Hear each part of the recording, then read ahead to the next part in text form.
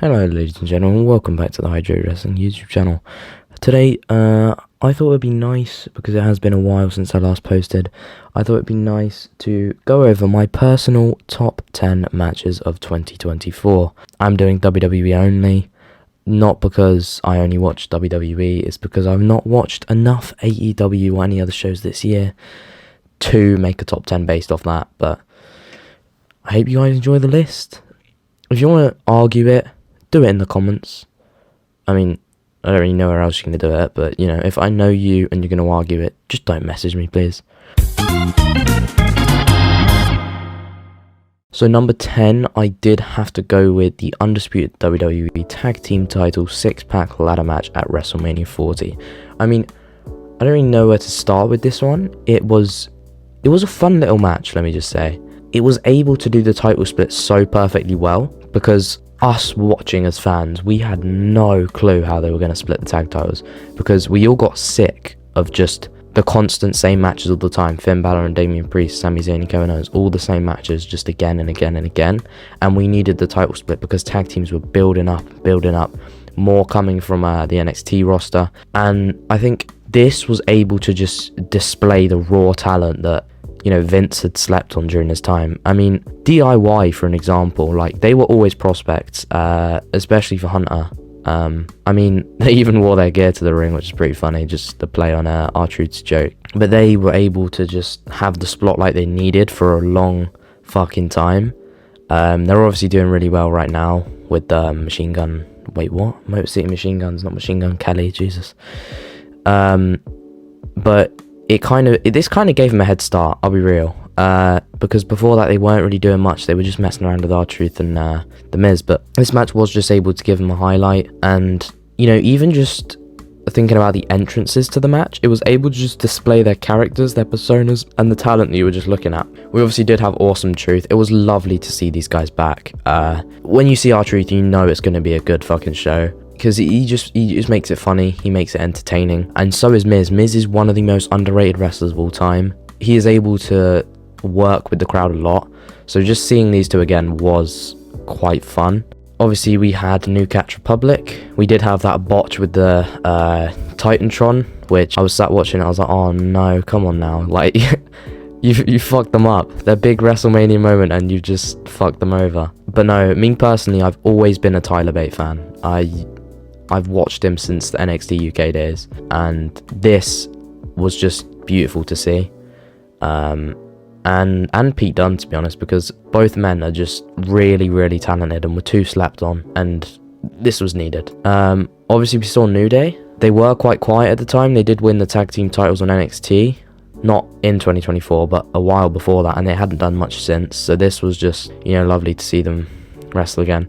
And let me just say, Woods' gear with the USA flag was impeccable. I loved seeing that gear. That gear was pretty awesome to see. And then we obviously had A-Town Down Under. They're still a tag team now, I think, but they were also pretty good.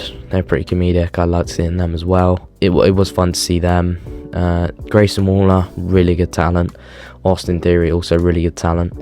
And then we saw Priest and Balor. Obviously, the Judgment Day, they're split up now. Send Your Money in the Bank. Wow, this takes me back, even though it was this year. But it was awesome to see them as well.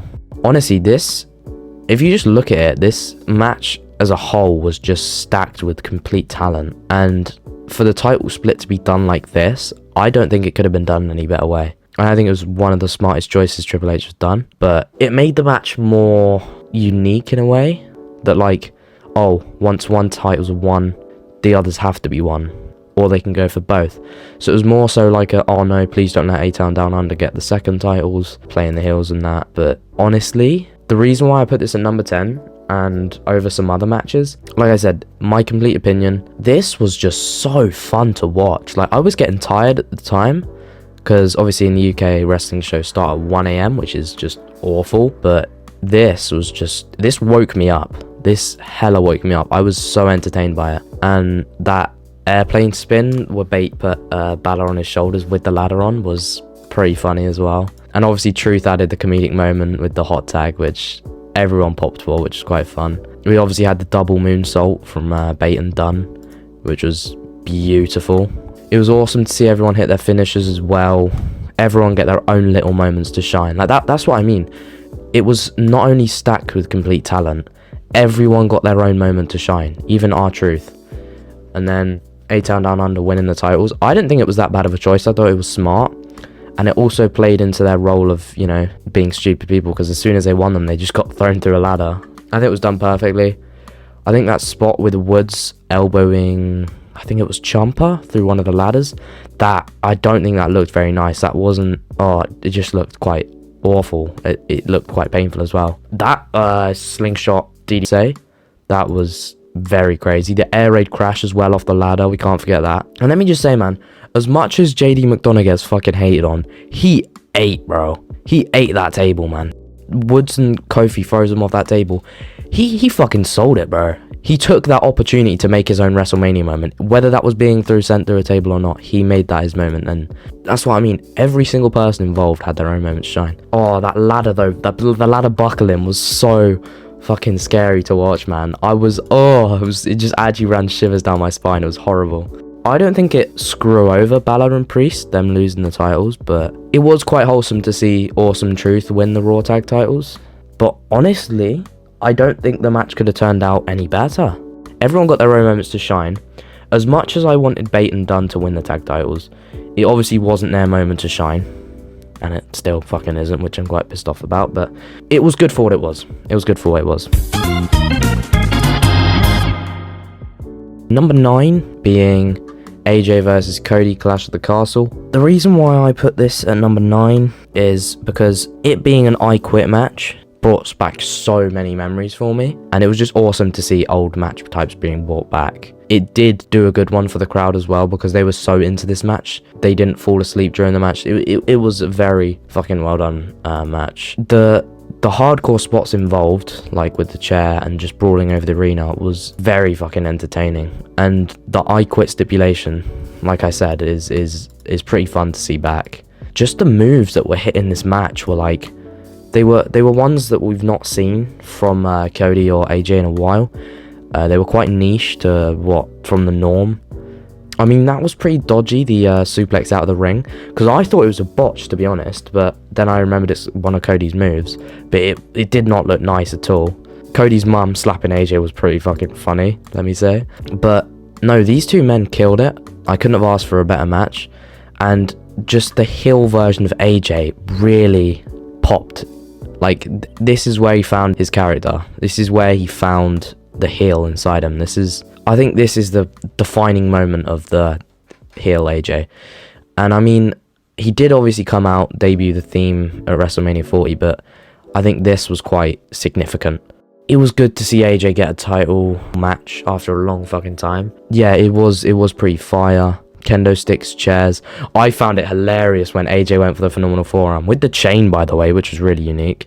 And just Cody threw the chair, he fell through the table. That was pretty fucking funny as well. Yeah, pretty niche match. Really cool to see both men really pop off. I mean, the ending, I wouldn't say it was a right ending, but it wasn't too bad because it did show AJ's heel character, but it also kind of made him seem like a bitch, if you know what I mean. But I think that was part of the character in that sense. And the ending was quite questionable, how Cody still threw the steps even though he was a face at the time. But the ending was funny, how he started celebrating and Solo walked up to him. Just like Cody didn't notice, and then they all attacked him, and then obviously build up Randy, KO, Cody, Bloodline. But no, pretty fire match. On to number 8.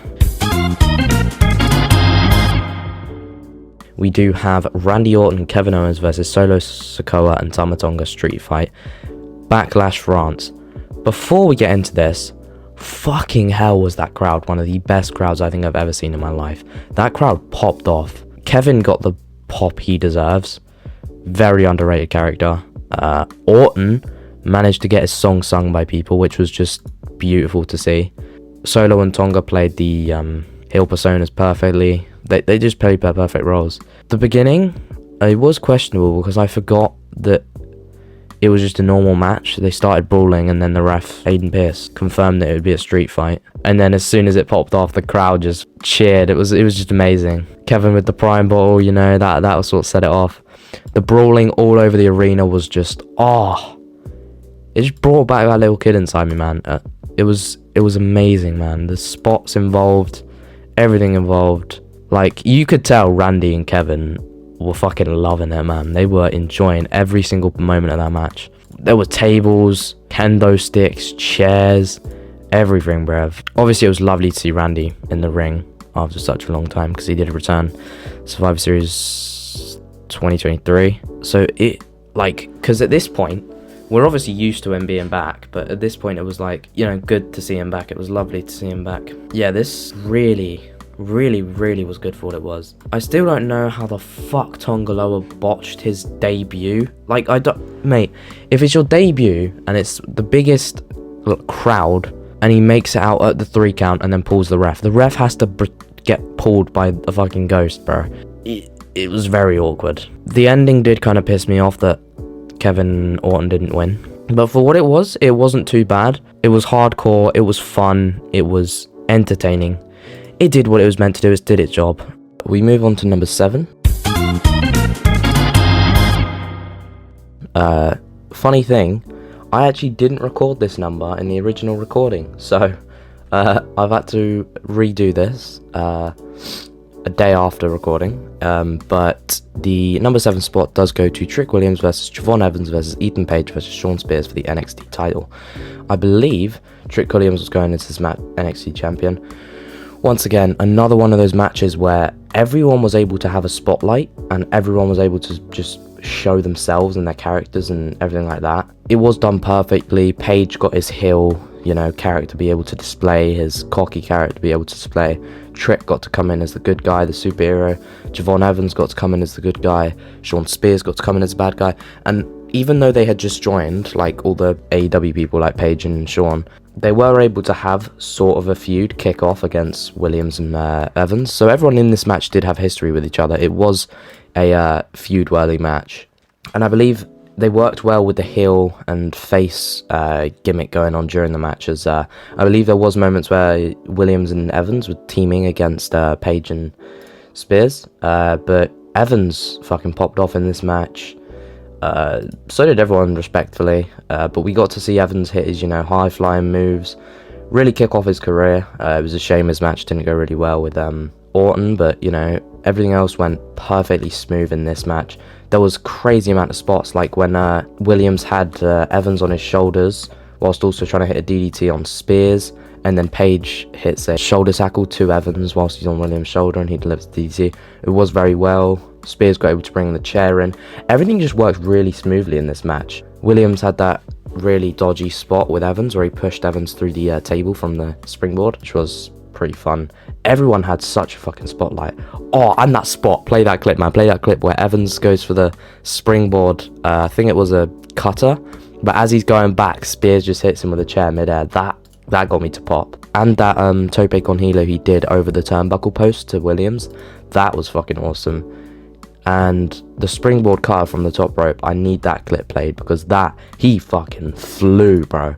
He flew. But it was sort of a match where I had no idea who was going to win, because I like predicting each one that I do. But it was very on edge of the seat. It was like Cody versus Roman. No, I cannot compare it to that. What the fuck? No, it was very on edge. It was, I don't think the match was that long, but it was entertaining for every second of it. Non-stop action, really played on the Fatal 4-Way gimmick, you know, breaking up the pin. Oh, he's going to win, breaks up the pin. He's going to win, breaks up the pin. Everyone kept getting up. Everyone kept hitting the moves. And the finish, I don't think the finish could have been any worse. It was perfect. Evans, obviously, it wasn't his time to shine. Spears, obviously, kind of, I would say, cost himself the match because he was just trying to be too much for heel, that he ended up being knocked down. Page was still playing his cocky character. He was just mocking Evans. He was like, oh yeah, I've won. Evans was obviously down on the mat. Williams comes out of fucking nowhere with the trick shot, hits Page, knocks him out, because still playing on the cocky, you know. Knocks Page out. As he goes to lift Page off of Evans, Spears pulls him out of the ring, pulling his heel character, which once again costs him the match, as Page, being knocked out, lays on downed Evans to get the 1-2-3, which was so fucking perfect, man. Just play that clip of the ending. It was so perfect, and he just plays on it so arrogantly, which is perfectly done. He holds it, smiles, does the crying face to Williams. Williams is pissed. Referee's holding him back. It was just well done, which is why I was so happy with it. I don't think it could have been done any better. It did pop off. Each man got to show their spotlight, yada yada. On to number 6.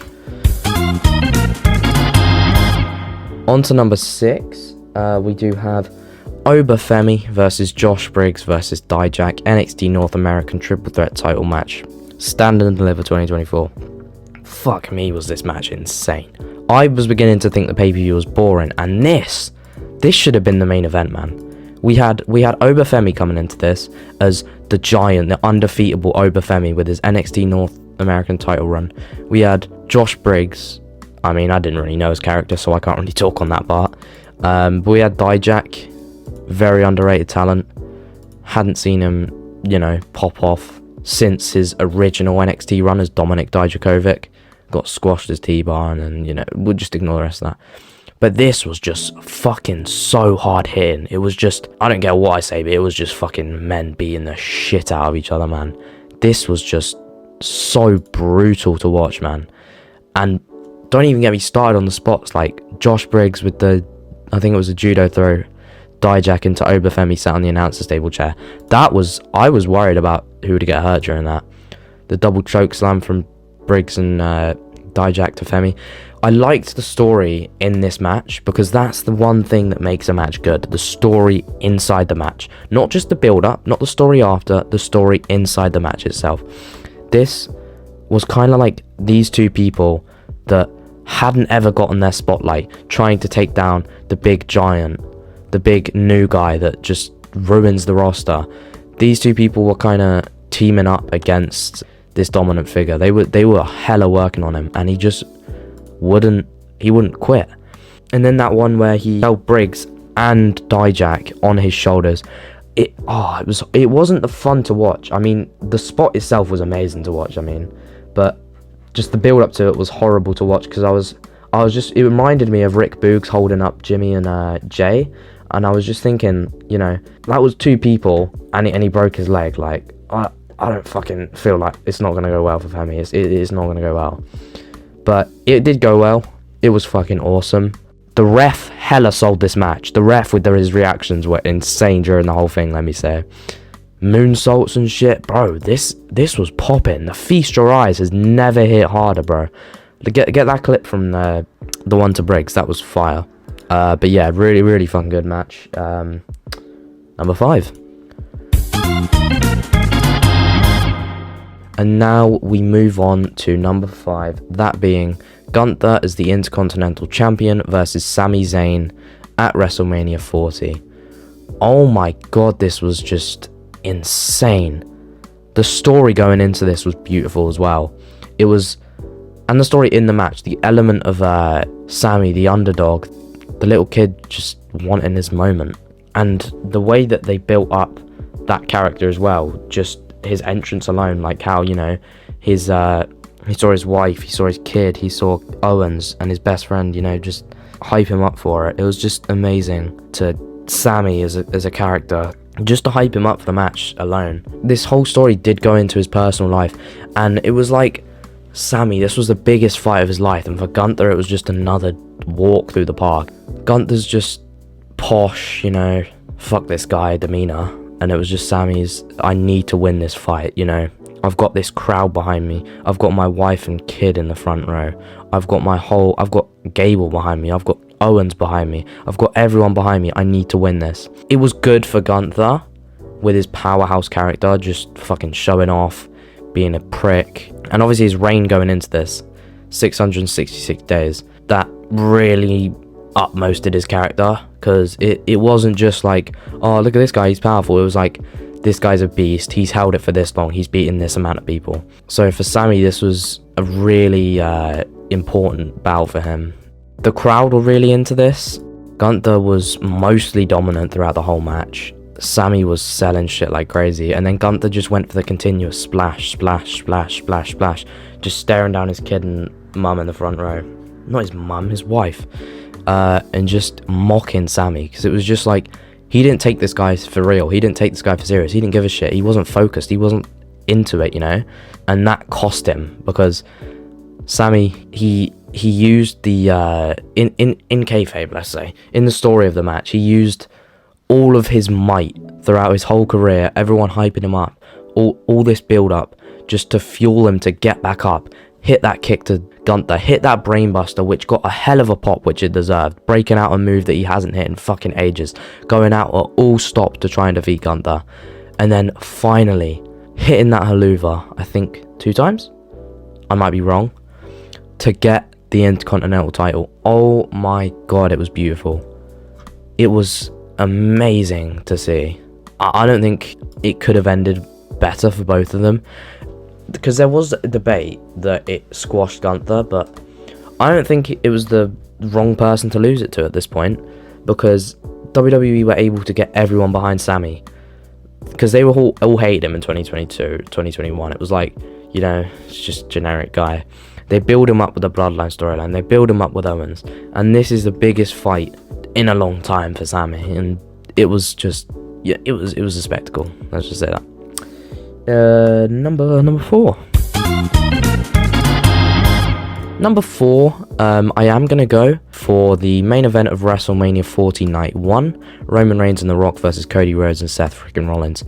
The build up to this match was one of a kind, WrestleMania kickoff for example, and the story that, you know, The Rock just came in, stole Cody Rhodes' moment, Cody just agreed for it to happen, Seth was like, hey, you can't let this happen, Seth was like, I'm uniquely built to be your shield. It would have to be its whole own video. If you've watched wrestling and you've watched this match, you know what I'm talking about, you know the story, but the story alone was, it got you into this match. If you didn't watch the story, then you'd still be into this match. But my point is that if you watch the story, it would make you want to see this match even more. Honestly, it went on for a long fucking time. One of the longest matches in WWE. But I don't think there was one moment where I wasn't entertained. I was constantly eyes glued to the TV. Consider it was like 4 a.m. in the UK. I was eyes glued to the screen. Not a touch of energy left in me, ready to go sleep. This was a beautiful match. It portrayed all of the characters well. It portrayed Roman as the cocky champion. It portrayed Rock as, you know, the people's champion. It portrayed his new final boss heel character. It portrayed his, you know, debut back to the ring. Cody is the American Nightmare. Seth is his constant rivalry with Roman. Even the entrances alone, the way that the entrances were able to build up each character into this match. Say, for example, if you didn't watch wrestling, if you're an alien and you were just watching this match for the first time, just with the entrances alone, you would get a little bit of the storyline, like the majority of it, with the characters, and, you know, because that's the art of wrestling. Just the storytelling alone is what pulls you in the most. But no, that was pretty awesome to see. Seth obviously came out in some fucking wham gear. Roman with his typical. And then The Rock, that entrance was insane. And then with the Brahma Bull title as well, it was fucking insane. And the build up alone, just with Rock's debut, was very, very high. I thought this match would go on forever, but I wanted it to go on forever, to be honest, because it was just constant hit after hit after hit. When The Rock got tagged in, it was a pop. When Seth got tagged in, it was a pop. When Cody got tagged in, it was a pop. When Roman got tagged in, it was a pop. And The Rock was able to bring in, as a controversial take, to bring in the character of the TKO board. He brought it in perfectly. You know, with the ref, he was like, you count, you're fired. They were all able to play perfectly. And it was just Cody and Seth facing against the biggest douches in the company at the time. The brawling all over the arena was amazing. The Rock being back was amazing. The rivalries between every single man in the whole career was big. You know what I mean? Like the history between each people. No, it was just continuous hit after hit. Especially that moment where, what was it? Cody hitting the Rock bottom through the table. Which I popped for, because I was like, no way Rock's taking this. He's too old to be taking this. Takes the bump. And Roman just spears Seth through the barricade a second after. It was just chaos constantly, and I was so fucking into it. And the double moves of fire, like Cody and Rollins hitting double super kicks, double pedigrees, double shit, was amazing. The teamwork when each man was crazy. Paul with obviously his amazing reactions ringside. Just the acting from everyone was just perfect. Like even Rock's reaction to the spear, as much as it was funny, it was good, let's say. I honestly, it had me at the edge of my seat. It was constant like, no fucking way, he's won. Oh my god. And then he kicks out. I'm like, oh, it was so on edge, you know, like, you know that feeling when you're ready for it to end, then kick out, and you're just like, oh my god, they're still fucking in it. It was just that throughout the whole thing. And then the ending with Roman and Rock winning and holding up their titles, it played their characters well. It was like, huh, yeah, we did it again, you know, fuck these guys. And for Seth and Cody, it was a big loss, because Seth, he put everything into fucking helping Cody. It was, you know, he lost his title. He put his all into helping him defeat Roman, you know, uniquely built to be your Shield. The stipulation alone being, you know, if Rock and Roman win, then they get the Bloodline rules advantage. Everyone knew that it was going to be unfair anyway, because The Rock was the TKO board, but they all played their characters perfectly. Even though it was unfair, it seemed fair, because every man had their own spotlight. It was fucking amazing, man. But yeah, that's the reason why I put it at number 4, as we now move on to number 3. Right, we do move on to number 3, that being Bad Blood 2024 CM Punk versus Drew McIntyre Hell in a Cell match. First of all, it was lovely to see the Hell in a Cell stipulation return, and without the fucking red cage. You don't know how much I hated the red cage. I don't think it was a WrestleMania 39, but the red cage was so fucking annoying. I don't know why they did it. I don't know what the point of it was. I don't know what it signified, but it was fucking rubbish. But the pay-per-view Bad Blood returning was also awesome as well, and the storyline with these two men as well. Like I said for the previous match, if you didn't watch WWE, you'd still get it just from their entrances, just from the build-up, just from the commentary. I think that's a key part of commentary. Whilst they're doing their entrances, if you can describe the match in a way that's not just fucking describing it and just saying the whole thing in one, with the storyline going into it, all of that, people will be drawn into it more. They'll be like, oh, okay, so he's the bad guy, he's the good guy, I want to see who wins. But at the same time, it was both bad guys at the end of the day, but it looked like Punk was the good guy in this situation. And Drew was going into this, everyone's turned against him, he hates Punk, he fucking despises Punk. At this point, both men were just after ruining each other's career.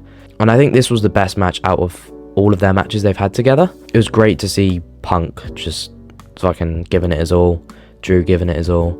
I think both men were able to put on a show for everyone, using the cage to the advantage. I would have liked to see them climb the cage or use the cage more, but it was good for what it was. It was very niche as well, like with the way the weapon usage and stuff, like using just the legs of the table to choke, the whole thing with the beads as well, with the bracelet, and how that cost Drew. It was just really good storytelling, and we got to see colour. We got to see colour get shed, which was amazing. We got to see the tools being brought out by Drew. We got to see the toolbox as well. Fuck, that cut Drew open, man. That was gory, bro. I genuinely... This match felt real at this point. It was like two men wanting to beat the shit out of each other. And because of the blood, because of the cage, because of it being Bad Blood, because of how they storytelled, because of their acting, because of the way they sold, it looked like they were beating the shit out of each other. And they came out of the match both injured. You saw Punk using the oxygen tank at the end, and Drew getting stitches. It was so gory, and it did go on for a while. But like I said for the previous match, if it goes on, there's storytelling, there's chaos, there's all of those elements, I'm gonna be entertained. And it was the case for everyone in the arena. It was just constant chaos, entertainment. Going for submissions, not working, going for just attacks with weapons, not working, trying to mock the other person and just demean them, not working. It was more of a mental battle as the storyline for this one rather than a physical. It was I guess it was in a way that it was a mental feud just given out through physical. And I know people are going to say that's literally every single wrestling match. You'll know what I mean if you've seen this and you've seen the storyline.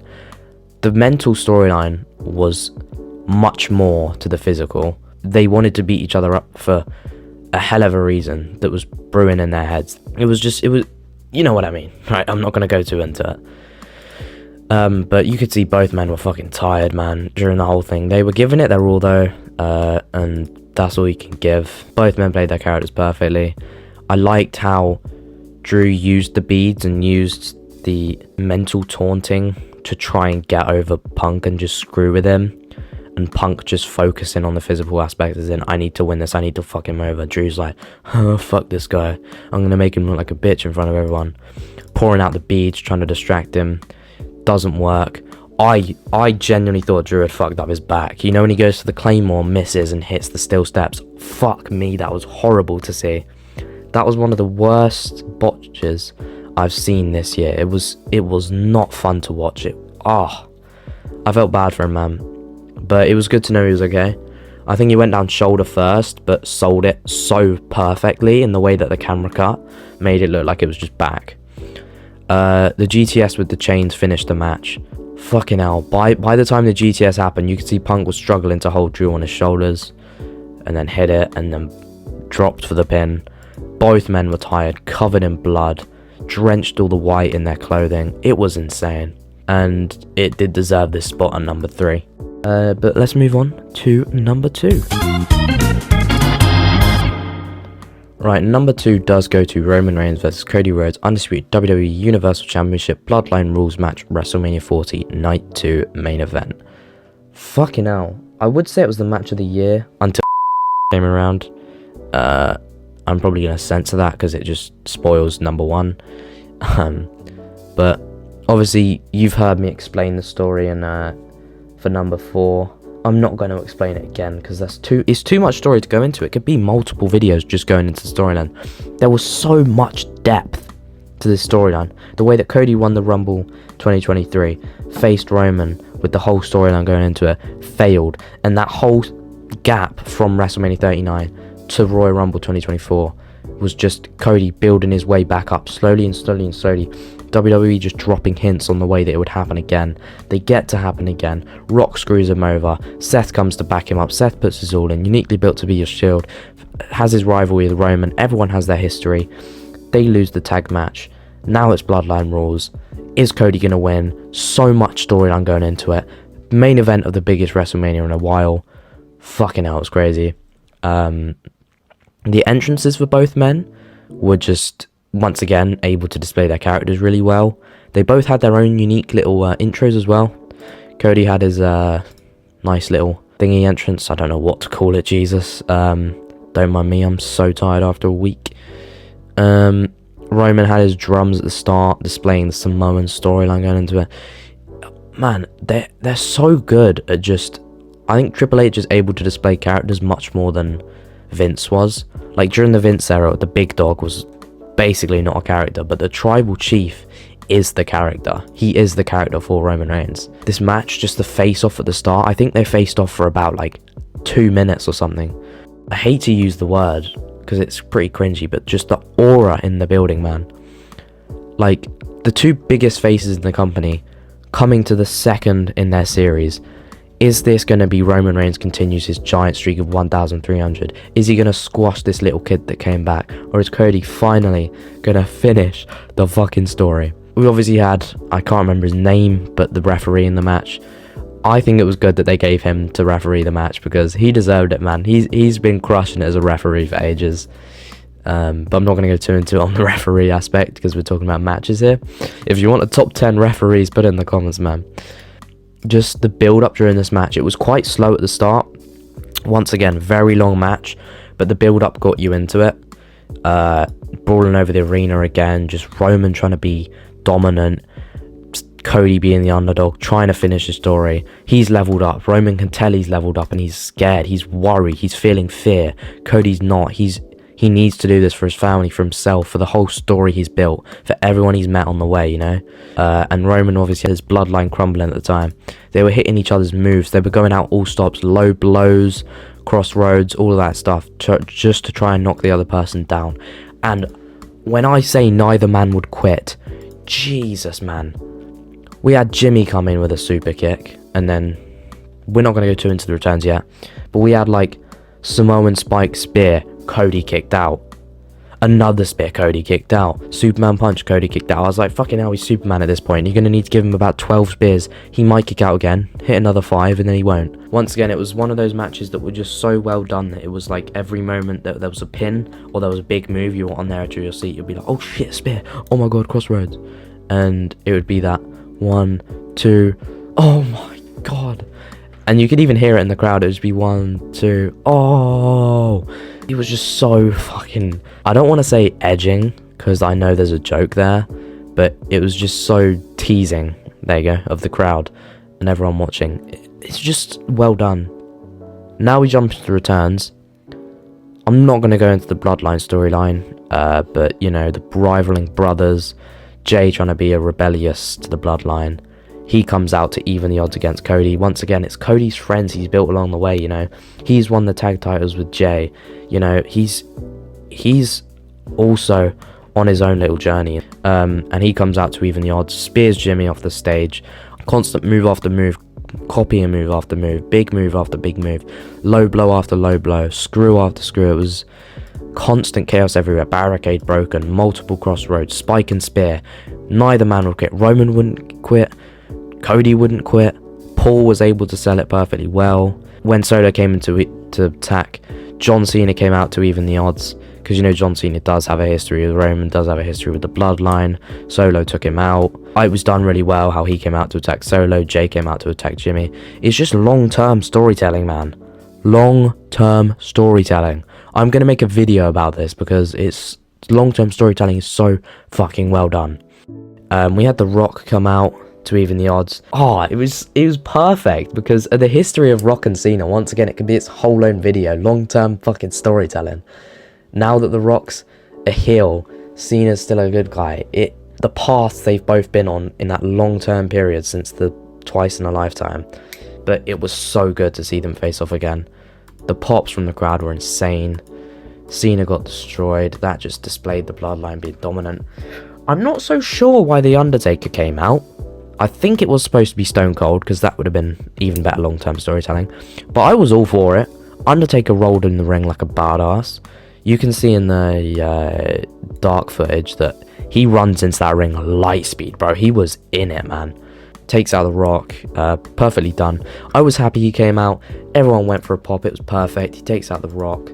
Match goes back to an even standstill. Rock gets back up. Roman and him start taking advantage again. Cody won't fucking quit. Seth comes out with the Shield attire. Oh my god, he fucks with Roman's brain. Because obviously their history. Seth broke up the Shield with the chair.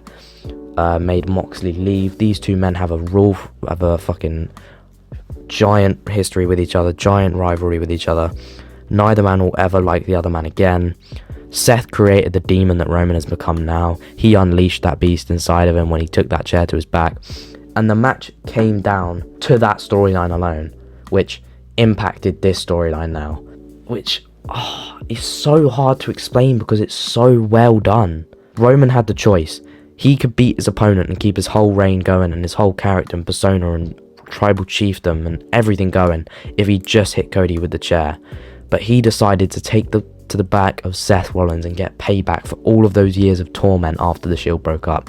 He took it to his back, went for the spear. Cody got enough time to recover, kicked him, hit the trio crossroads, and finished the story. It was really good, and to see him, you know, cry at the end and group with everyone and dedicate it to his dad, it was just perfect, man. Like the roster, everyone that faced Roman, everyone against him, had just come out to celebrate this moment with him. It was beautiful. Beautiful storytelling, man. You can see, man, it was just a wholesome, beautiful moment in wrestling. Like, when Roman goes for the pin, you can see the referee smirk. You can see Roman smile when he lets Cody go for the cover. Samantha Irvin starts crying on ring announcing. And Michael Cole cooked, man. Michael Cole cooked. It was beautiful, but I can't go on for too long because this video is going to be so long. But on to number one. Right, number one for this list is the men's Wargame match, Survivor Series Wargames 2024. The OG Bloodline versus the current Bloodline. We all know this was coming at some point, but we didn't know how WWE was going to do it. And I don't think they could have done it any worse. We had Solo building up his own Bloodline. He brought out Tama Tonga. He fucked over Jimmy. He fucked over Roman. He fucked over the whole Bloodline. He fucked over Paul. Putting him through the table was just insane. Paul, credits to Paul for taking that, by the way. He brings out Tonga Loa. He brings out Jacob Fatu, the unbeatable, like the fearsome guy. I still can't remember why. But he brought out Bronson Reed as well. I think he might be part of the Bloodline now. I'm not fucking sure. But it was because he was involved in a storyline with Seth at the time. And, you know, Punk being in this match alone added to the storyline with Seth. It's just a whole nother fucking video, like I said. But Roman slowly gaining trust from all the Bloodline members. He gets Jimmy straight away back at Bad Blood, which was beautiful. Crazy moment. I love that moment. He manages to get Jay back. He gets Sammy back. And that pop when Sammy hit the fucking kick on Solo instead. Because this whole storyline, OG versus New, was just done in a way that it was unpredictable at this point. Which is good to, you know, have a storyline be unpredictable. Punk being on the team was a new addition. People didn't think it would happen. It was unpredictable. But it was amazing. And like the face-to-face backstage, cinematic as hell. Perfect. This match alone demonstrated storytelling in wrestling. It was beautiful. It was perfectly done. It displayed all the characters. It displayed the storyline. Every man fighting for a purpose. The new Bloodline trying to just prove it to Solo. Solo just fighting because he's never been given that credit. He just wants to be seen as the tribal chief, seen as important. That's why he stole the lay-in stuff, you know. Sammy's fighting for his history with the Bloodline, his love for Jay, his love for Jimmy. Jimmy's fighting because, you know, he got taken out, his love for Roman. Jay's fighting because, you know, he doesn't want to see his brothers get taken down as much as he wants to, you know, play that he hates them, you know. He still has love for them. He still wants to defend them in the fight. Roman's still trying to play his cocky, you know, persona, and everyone's still trying to get him to just be him, you know, not be so arrogant and still try to be the tribal chief, because it's over for him now. He's not the tribal chief. And Heyman bringing back Punk in this as like a favor for favor thing. It was so good because Punk was just teased with the other team. He was added as the wild card. Everyone in the OG Bloodline was like, yeah, let's have him. Roman just wanted him out. He was like, fuck this guy. He's stealing my spotlight. I hate this guy. And every single man in this match was basically a heel, other than the OG Bloodline, because it was kind of, you know, Roman's turn to good. Jacob Fozzy was fucking funny on that cage, just shaking it. The red gear for everyone is perfectly done. We had that callback to Survivor Series 2023 when Solo goes to go out, or was it Jimmy? And then Roman puts his arm out to block it, and Sammy goes instead. He did it again this year, just to fuck off Punk, because he hated him at this point. Punk gets so pissed off, and Sammy goes anyway, just because he still has trust for Roman. Jimmy was a fucking spotlight of the match. He hit a whisper in the wind and a splash off the cage, which was insane. Punk brought back the toolbox, still giving signalized to his story and the impact with Drew that still is impactful on him as a person, you know, having to bring the toolbox as his weapon of choice. Punk just shoving Roman out the way was so well done, and it was just like, you know, you want to fuck me off, I'll fuck you off, you know. It's a 1-for-1. You've just done something stupid to me, I've done something stupid to you. It was just a 1-for-1. And Solo locking Roman out the cage was just, you know, playing his arrogant dickhead. Roman taking risks is what we love to see. He climbed the cage and hit a crossbody. Props to Roman for that, man. And then we see the teams regroup. Bro, it was so fucking well done. I'm playing the clip. I don't give a shit about copyright. Roman and Punk stare at each other. The Bloodline are grouping back up because Roman doesn't help Punk off the floor, and Punk's just like, what the fuck are you doing, man? He helps all his Bloodline off the floor, stares at him. During the whole match, everyone's trying to convince Roman that Punk's a good guy, and trying to convince Punk Roman's a real good guy at heart. And it's just there's so much storylines playing in the match at the same time that they're fighting. You know what I mean? It's crazy. But yeah, they end up staring off as the new Bloodline are just fully functional the other side. And Paul Heyman comes running out, and he's just like, don't, divided we fall. And it's just like, divided we fall, something. And there it goes, and now let the war games begin. Because Heyman sold it, bro. Shaking the cage, going, this is war games, bro. That built extra hype that wasn't needed. That actually gave me goosebumps, bro. The brawl in the middle was, you know, classic War Games moment. Sammy did the callback with the feet in the middle, just stomps. Bronson Reed fucking sold that tsunami, bro. I thought he was going to hit it on Roman. Hits the mat. I was like, shit, he must be dead. Punk saving Roman was kind of a gist to Heyman to be like, you know, there's your favour. I'm looking after your guy. I'm doing what you want me to. And it was also Roman like, shit, this guy's not that bad. He's a good guy. I might have to respect him.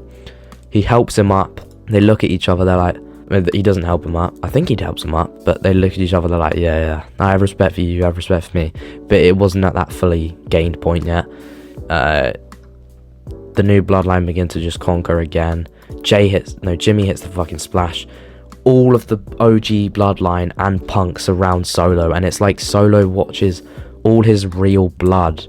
Well, everyone else's real blood, but all of his OG blood that he was with and loved the whole time, just against him. And he's still trying to show off and think that he's the one, and still trying to play that. So, match 1. Fucking hell, that was brilliant. And then they're all hitting the ones and Punk's hitting the sleep thing. It was perfect. Roman's just celebrating with the Bloodline. Punk stood in the corner. Everyone goes over, shakes his hand. Roman stares off with him. Then they dap up. Beautiful moment. They're finally embracing each other. Paul's happy. Everyone's fucking smiling, happy. They leave. Punk does the whisper to Paul, like, you know, I'll shout you when I need the favor. Bro, beautiful match. I'm happy I put it at number 1 because this match was fucking amazing. I couldn't ask for a better way to send off 2024 for WWE. It was brilliant, and hate me if you will, but I think it was the best match of 2024. But I do hope you liked the list. This recording's an hour fucking long, so I'm gonna have to edit loads of my yap out. But if you enjoyed the list, make sure to like, make sure to subscribe. Even if you didn't like the list, just do so anyway, please. Drop a comment. I want to see your guys' opinions. I want to see advice for what next videos to do. This is going to take ages to edit. It should be up soon. The recording date of this is the 3rd of January 2025. Hopefully it's not uploaded in 2026. Hopefully I'm not lazy and I post it very soon. But thank you for joining me today, and yeah, goodbye.